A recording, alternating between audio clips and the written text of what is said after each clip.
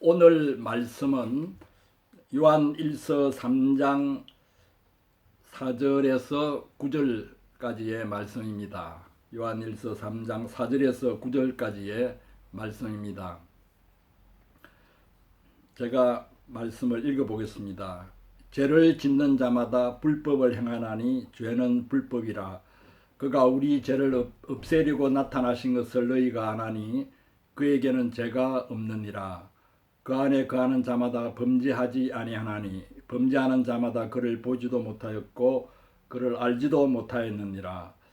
자녀들아, 아무도 너희를 미혹하지 못하게 하라. 의를 행하는 자는 그의 의로우심과 같이 의롭고 죄를 짓는 자는 마귀에게 속하나니 마귀는 처음부터 범죄함이라. 하나님의 아들이 나타나신 것은 마귀의 일을 멸하려 하심이라.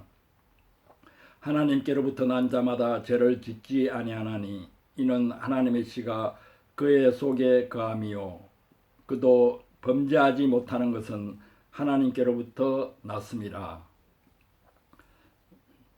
그가 우리 죄를 없애려고 라는 제목으로 오늘 말씀을 생각해 보겠습니다.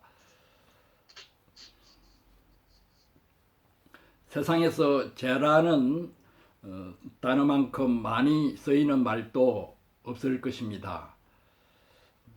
또한 그 뜻이 모호한 경우도 많이 있습니다. 저는 어릴 적에 어머니로부터 죄라는 말을 많이 들었습니다. 어머니는 마음이 괴롭거나 집안에 좋지 않은 일이 생기면은 전생에 죄가 많아서라는 말을 자주 사용했습니다. 그래서 나는 어머니가 굉장히 죄를 많이 지은 사람인 줄 알았습니다. 죄라는 단어는 기독교가 이 땅에 들어오기 전 수천 년 동안 조상들도 사용해 오던 단어입니다. 죄라는 단어에 해당하는 우리말, 순우리말은 없는가 하고 살펴봤지만은 잘못, 허물 정도가 고작이었습니다. 국어사전에 나와 있는 죄의 개념은 이러합니다. 양심이나 도의, 도덕적 가르침 또는 법에 어긋나는 잘못된 행위 또는 그러한 생각이라고 정의되어 있습니다. 이 사전 풀이는 죄를 도덕적인 죄, 종교적인 죄, 사회적인 죄로 나누고 있는 것을 알 수 있습니다. 그만큼 저 개념이 포괄적이고 주관적이라는 사실입니다. 각국 언어에서 죄라는 단어를 찾아보면 미묘한 차이들이 있습니다. 문화적, 사회적 차이로 인한 저 개념의 차이들이 있습니다. 그 중에서도 인상적인 것은 독일의 죄의 개념입니다. 독일에서는 죄를 뜻하는 말 중에 술터라는 단어가 있습니다. 술터. 이 술터는 첫째 뜻이 채무, 빚이라는 뜻입니다. 그 다음 두 번째 의미로 죄라는 뜻이 됩니다. 그리고 책임이라는 뜻을 가지고 있습니다. 그래서 독일어에서 죄를 지었다고 할 때는 빚을 졌다, 책임을 지게 되었다라는 뜻이 강합니다. 죄와 벌 이런 식으로 표현할 때 술트라는 단어를 씁니다. 종교적인 의미의 죄를 특별히 뜻할 때는 쉰드라고 하는 단어를 씁니다. 한문의 죄라고 하는 글자의 모양을 보면은 언뜻 보기에는 네 가지가 잘못되었다, 은행 심사가 잘못되었다, 그렇게 여겨지기 쉽습니다. 그러나 사자처럼 보이는 그 글자는 거물망변입니다. 그리고 아니 빗자가 그 밑에 있는데 아니 빗자는 어떤 모양을 상행하고 있는가 하면은 날고 있는 새의 두 날개가 서로 등을 지고 있는 모양입니다. 어긋나 있고 등지고 있는 두 날개가 서로 다른 방향으로 향해 있기 때문에 잘 날지를 못할 것입니다. 잘못된 것입니다. 그런 의미를 비자가 가지고 있습니다. 그런 의미에서 이 비자와 제에 해당하는 헬라어 하마르티아는 서로 통하는 면이 있습니다. 하마르티아도 원래는 어긋난다는 뜻을 가지고 있습니다. 표적에서 어긋나다, 표적에서 벗어나다, 표적에 이르지 못하다. 아무튼 어떤 모양으로든지 표적을 맞추지 못하고 있는 상태가 죄의 개념입니다.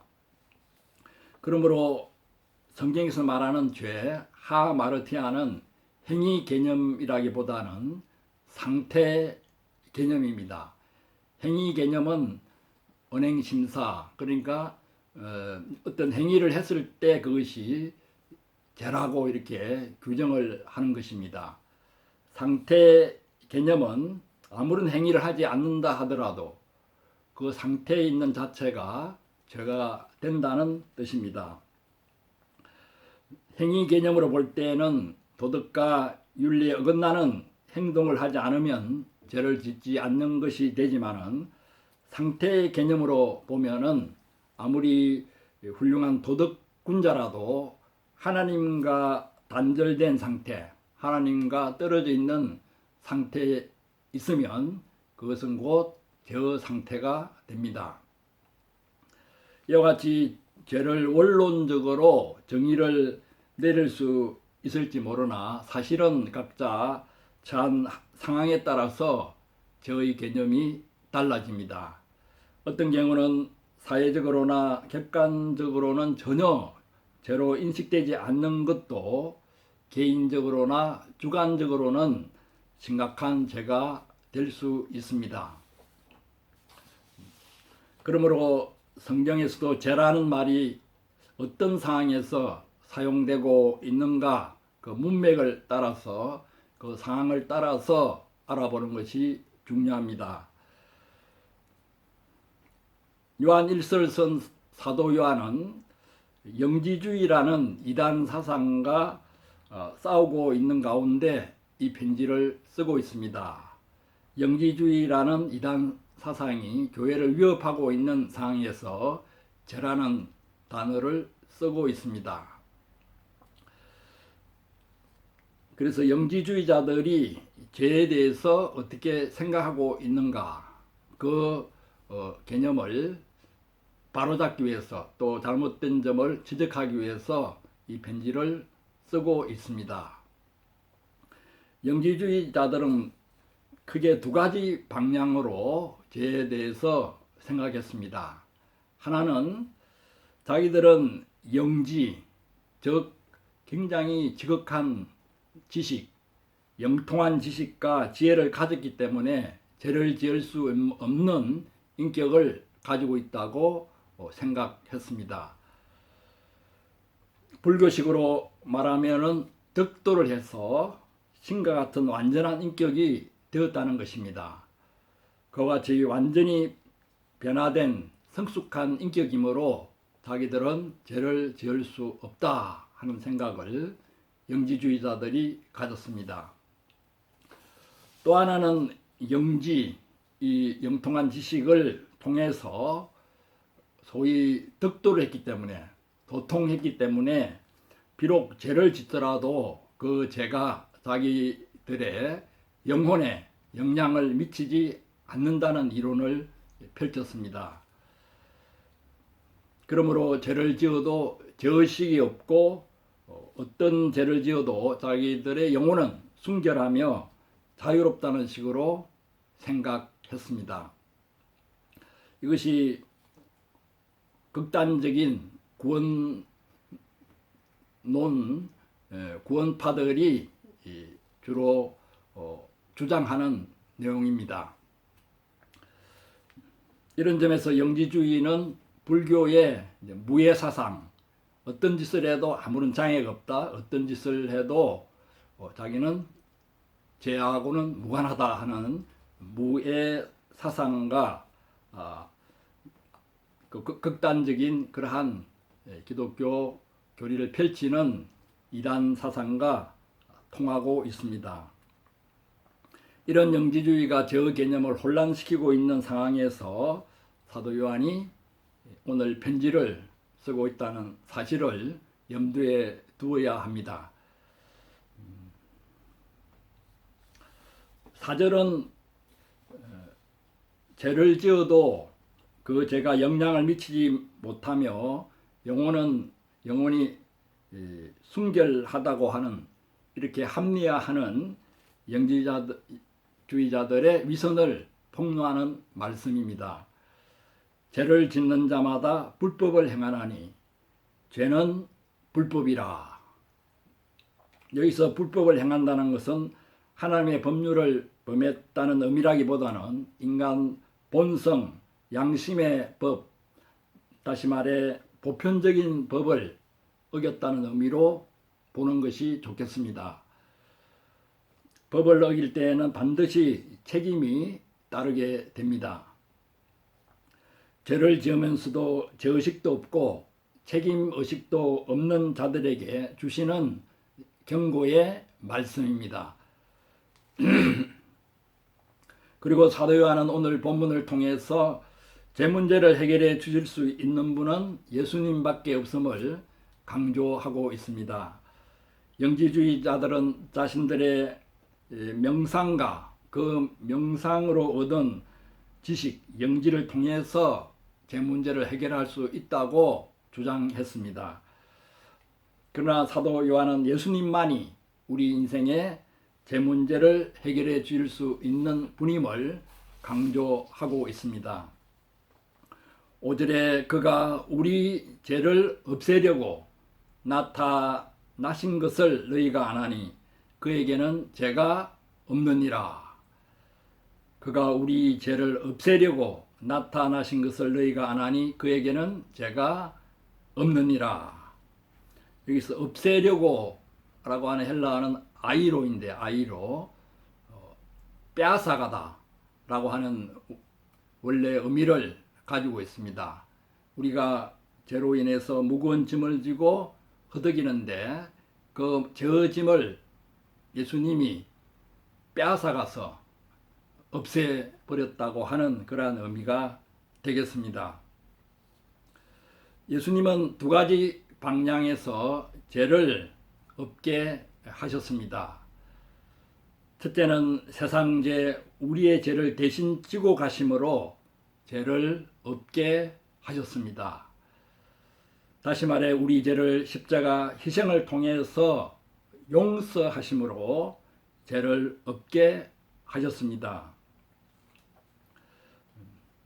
용서라고 하는 그 헬라어도 보면은 없앤다, 버리다 라고 하는 뜻을 원래 가지고 있습니다. 둘째는 성령을 주심으로 저 세력을 이길 수 있는 힘을 공급해 주셔서 죄를 없게 하셨습니다. 로마서 8장 1절 2절에서 사도 바울이 이 사실을 명확하게 말씀하고 있습니다. 그러므로 이제 그리스도 예수 안에 있는 자에게는 결코 정죄함이 없나니 이는 그리스도 예수 안에 있는 생명의 성령의 법이 죄와 사망의 법에서 너를 해방하였습니다. 해방하였습니다. 해방이라는 용어가 이 말씀에서 나옵니다. 우리는 식민지 36년 세월에서 거치고 일본 세력으로부터 해방되고 그 날을 기념합니다. 그런데 여전히 일본은 존재하고 있고 일본어 세력은 막강합니다. 우리가 해방되었다고 하는 것은 일본어 통치에서 벗어났다는 뜻이지 일본이 없어졌다는 말은 아닙니다. 우리가 죄에서 해방되었다고 하는 것도 저 세력이 없어졌다는 뜻이 아니라 저 세력의 지배를 받지 않게 되었다는 것입니다. 이것이 성령의 생명의 법으로 가능하게 되었습니다. 생명의 성령의 법이 죄와 사망의 법에서 우리를 해방했기 때문에 죄를 없애주시고 또 죄가 없는 것처럼 느끼게 해 주신 것입니다. 우리가 일본은 통치가 미치지 않는 한국에서 살면은 마치 일본이 없는 것처럼 여겨지는 것과도 같습니다. 그와 같이 성령의 능력으로 저 세력이 미치지 못하는 상태에 있으면 죄가 없는 것처럼 느껴질 수 있습니다. 이와 같이 예수님은 우리 죄를 용서하시고 저 세력으로부터 성령으로 해방시켜 주심으로 죄를 없게 하셨습니다. 예수님의 용서와 해방을 받아들이는 길은 우리가 우리 죄를 고백하고 회개하는 길밖에 없습니다. 또한 8절에서 예수님께서 마귀의 일을 멸하려고 오셨다고 합니다. 마귀는 8절 상반절에 의하면 죄의 근원입니다. 마귀는 헬라어로 디아볼로스라고 합니다. 디아, 영어의 through, 틈으로 라고 하는 뜻이고 볼로스는 던진다, 던지는 자라고 하는 뜻입니다. 그러니까 마음의 틈으로 던지는 그러한 속성을 가지고 있는 것이 디아볼로스 마귀입니다. 우리 마음에 틈이 생기면은 그 틈으로 뱀처럼 스며 들어와서 파고 들어와서 온갖 욕망을 불러 일으킴으로 죄를 짓게 합니다. 그러므로 마귀도 엄청나게 많은 일을 이 세상에서 하고 있는 셈입니다. 그런데 예수님께서 나타나심으로 마귀의 일을 멸하셨습니다. 복음서를 비롯한 신약의 그 많은 편지들은 예수님께서 어떻게 갖가지 마귀의 일을 멸하셨는가를 기록하고 있습니다. 단순히 병든 자의 병만을 고치신 것이 아니라 그 병을 일으킨 그는 그 병을 일으킨 마귀의 일을 멸하심으로 병자들을 고치셨습니다. 인간의 죄를 용서하고 인간을 죄로부터 해방시켜서 죄 문제를 해결해 주시는 것도 근본적으로는 마귀의 일을 멸하는 것입니다. 마귀는 달콤하게 유혹해서 죄를 짓게 할 뿐 아니라 저식을 심어주고 저식에 시달리도록 합니다. 이 저식으로 말미암아 하나님을 피하게 되고 더욱더 죄에 빠지는 악순환에 빠지게 됩니다. 우리가 크고 작은 죄를 지으면 마귀가 틈으로 들어오는 것을 허락한 것이기 때문에 그 순간부터 마귀의 세력에 시달리게 됩니다.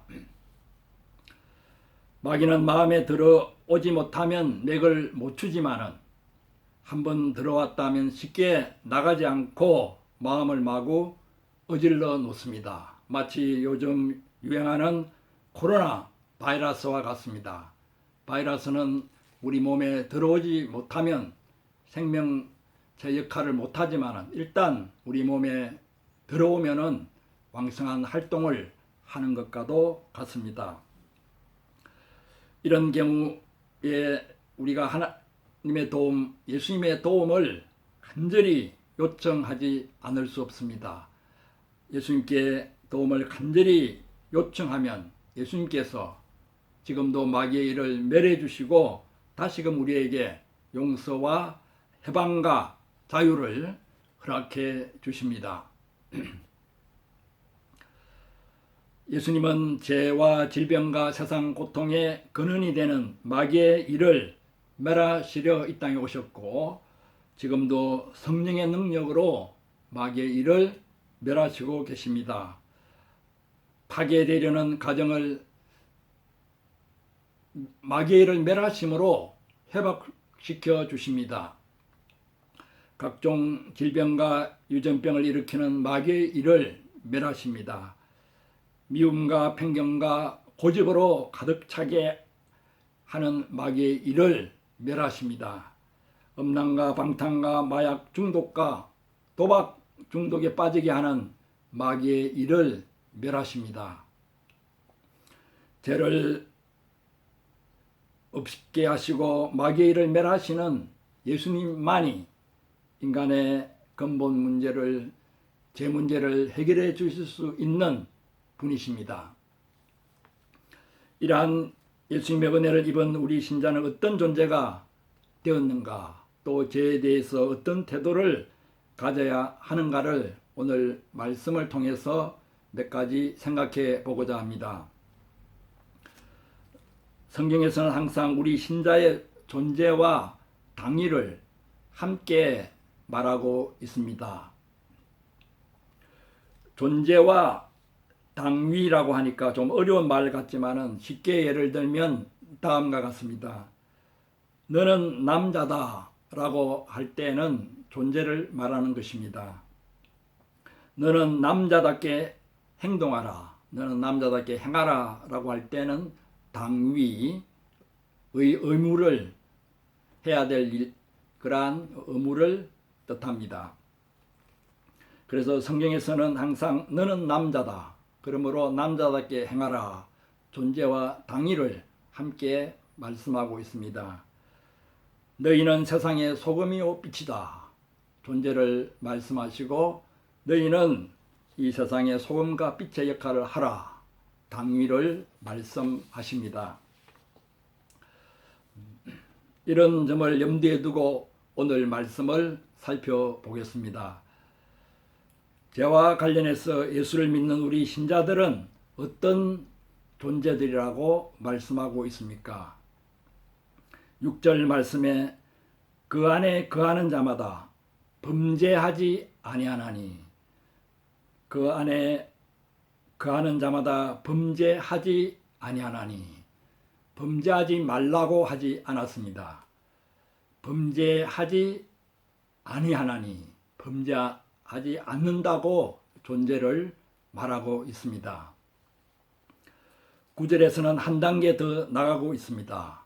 하나님께로서 난 자마다 죄를 짓지 아니하나니, 이는 하나님의 씨가 그의 속에 거하며 저도 범죄하지 못하는 것은 하나님께로서 났습니다.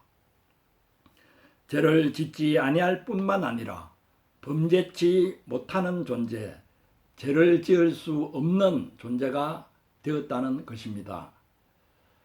이것은 영원히 순결하여 죄를 지을 수 없는 존재로 변화되었다고 하는 영지주의자들의 주장과 비슷하게 얼핏 느껴집니다.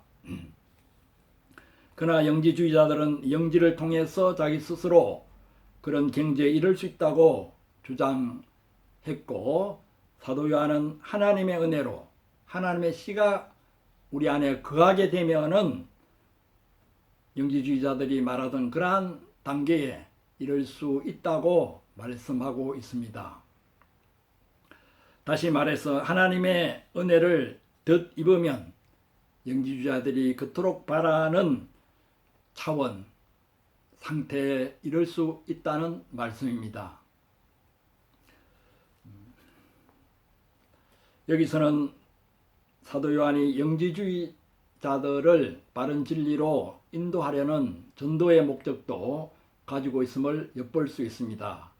너희들이 그토록 바라는 그러한 차원, 그러한 상태, 그것은 너희들의 명상과 의지적인 노력으로 이루어지는 것이 아니라 예수를 믿고 하나님의 은혜를 덧입을 때 너희들이 바라는 그 상태로 이룰 수 있다 하는 그러한 전도의 목적을 띤 말씀이라고 할 수 있습니다.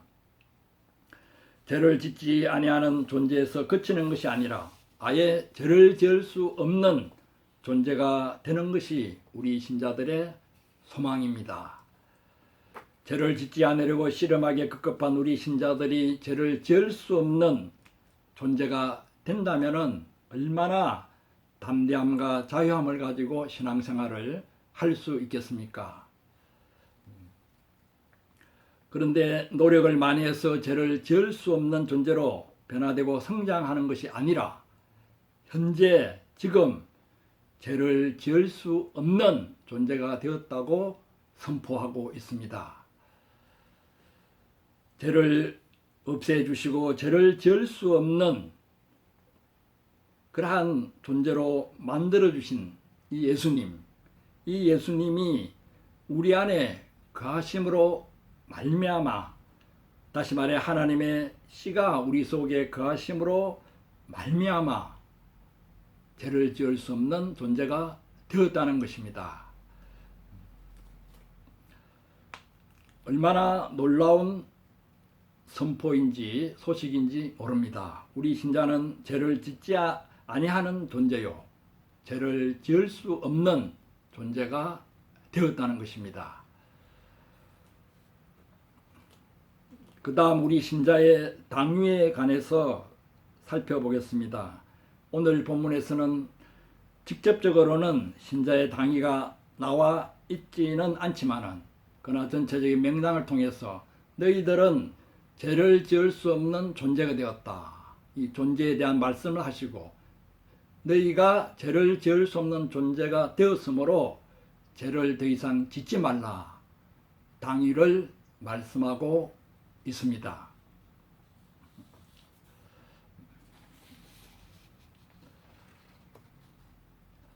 8절에서는 죄를 짓는 자는 마귀에 속하나니 라고 했습니다. 하나님과의 관계성이 끊어진 그러한 상태가 되면은 마귀에 소속되게 됩니다. 그런 인생은 고통과 파멸만이 기다리고 있습니다. 저 결과는 참으로 비참합니다. 죄를 계속 짓고 있을 수는 없습니다. 이런 부정적인 결과를 제시함으로써 죄를 지어서는 안 된다는 당위를 강조하고 있는 것입니다. 7절에서는 더 나아가 적극적으로 의를 행하는 자가 되라고 권면하고 있습니다. 7절 말씀, 자녀들아 아무도 너희를 미혹하지 못하게 하라. 의를 행하는 자는 그의 의로우심과 같이 의롭고, 미혹하는 자들은 우리가 의를 행하는 것을 시기하고 의를 행하지 못하도록 갖가지 이상한 이론으로 방해합니다. 그러나 우리는 미혹을 잘 분별해서 물리쳐야 합니다. 죄를 짓지 않으려고 하는 소극적이고 방어적인 자세에서 한 단계 더 나아가서 적극적으로 의를 행하는 자들이 되라는 말씀입니다. 다시 말해서 너희들은 죄를 지을 수 없는 존재가 되었다. 그러므로 죄를 짓지 말라. 적극적으로 의를 행하라. 존재와 당위를 오늘 말씀에서도 강조하고 있습니다. 우리가 자꾸만 죄를 짓고 저식에 시달리는 생활이 반복된다면 적극적으로 의를 행하는 데 큰 걸림돌이 됩니다. 우리 앞에는 참으로 하나님의 뜻 가운데 행해야 될 어려운 일들이 산더미처럼 쌓여 있습니다. 그 의를 능동적으로 적극적으로 행하기 위해서도 저 세력이 우리를 붙잡지 못하도록 해야 합니다. 그런데 지금도 여러분 중에는 나 자신이 죄를 지을 수 없는 존재가 과연 되었는가 하고 의심하는 분들이 있을 것입니다. 실제 생활에서는 죄를 지을 때도 있는데 어떻게 죄를 지을 수 없는 존재가 되었는가 의아하게 생각할 수도 있습니다. 오늘 본문 말씀은 이러한 우리 신자들의 실제적인 체험과는 거리가 있는 뜻이 여겨지기도 합니다. 여기에 대해서 도움말을 몇 가지 드리겠습니다.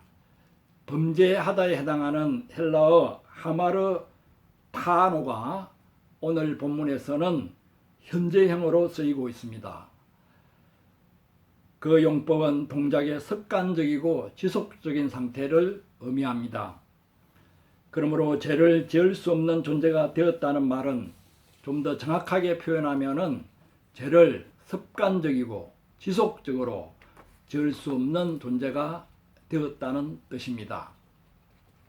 우리가 하나님께로서 난 자들이요 하나님의 씨가 거하는 존재이기 때문에 잠시 죄를 짓는 경우가 있다 하더라도 그 죄를 습관적이고 지속적으로 고집하면서 지을 수는 없다는 말씀입니다. 우리 존재에 합당하지 않게 살아가게 되면 끊임없이 죄의식이 파고들고 마음의 고통이 심해지기 때문에 결국 우리는 회개하고 죄를 버릴 수밖에 없습니다. 여기에 새로 산 어떤 전자제품이 있다고 할 때에 그 전자제품은 일정한 순서를 따라 작동시켜야만이 정상적으로 돌아가게 됩니다. 무리한 힘을 가해서도 안 되고 사용 설명서에 나와 있는 대로 작동을 시켜야 합니다. 그런데 그 제품을 잘못 다루어서 오작동을 자꾸 시키면은 처음에는 움직이는 척 하다가 결국은 기계에 무리가 가해져서 작동을 멈추게 될 것입니다. 비록 오작동을 잠시 시켰다 하더라도 이상한 소음과 비정상적인 움직임을 재빨리 눈치채고 다시 정상적으로 작동하도록 하기만 하면은 웬만한 기계들은 제 기능을 다시 찾게 됩니다. 우리가 하나님의 씨가 우리 속에 있으므로 죄를 지을 수 없는 존재가 되었는데 죄라고 하는 오작동을 시킬 때 여러 가지 이상한 소음들이 일어나게 됩니다. 그때 그것을 재빨리 깨닫고 회개하고 다시 정상적으로 가동하게 되면은 기회가 정상적으로 되듯이 우리도 정상적인 신앙생활을 할 수 있게 된다는 말씀입니다.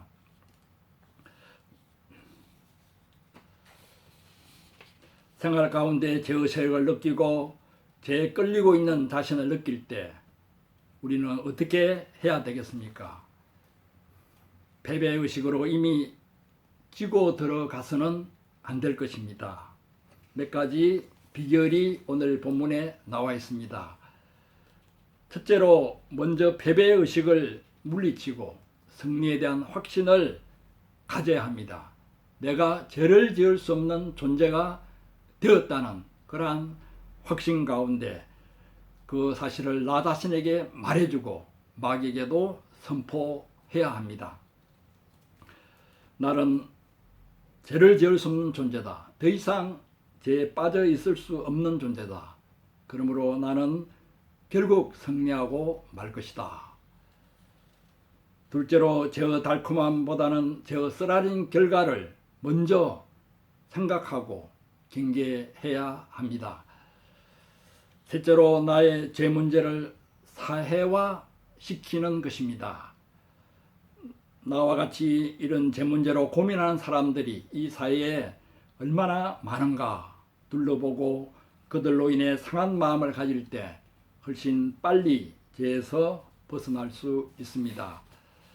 넷째로 죄의 세력을 느낄 때 그 죄 문제에만 신경을 곤두세우지 말고 오히려 많은 기도 제목들을 가지고 기도하면서 교우들을 위해서 또 이러한 문제로 고민하는 많은 사람들을 위해서 중보기도를 드리게 되면은 저 세력이 점점 약해져서 우리를 건드릴 수 없게 됩니다. 오늘 말씀을 통해서 우리가 죄를 지을 수 없는 존재가 어떻게 되었는가? 예수님께서 우리 죄를 없애려고 나타나셔서 우리 죄를 용서해 주시고 우리 죄를 없게 해주시고 우리를 죄에서 해방시켜 주셨다. 죄를 지을 수 없는 존재가 되었으므로 우리가 어떤 존재로 어떤 생활을 해야 되는가? 죄를 짓지 않는 의를 행하는 생활을 해야 되는가? 이 말씀을 오늘 말씀을 통해서 생각해 봤습니다. 다시 한번 우리 마음을 가다듬고 하나님 앞에 우리가 바로 서 있는가 다시 한번 살펴보고 우리 마음에 끓이는 죄가 있으면 다시금 회개하고 이러한 확신 가운데 거하는 은혜가 있기를 축원합니다. 아멘.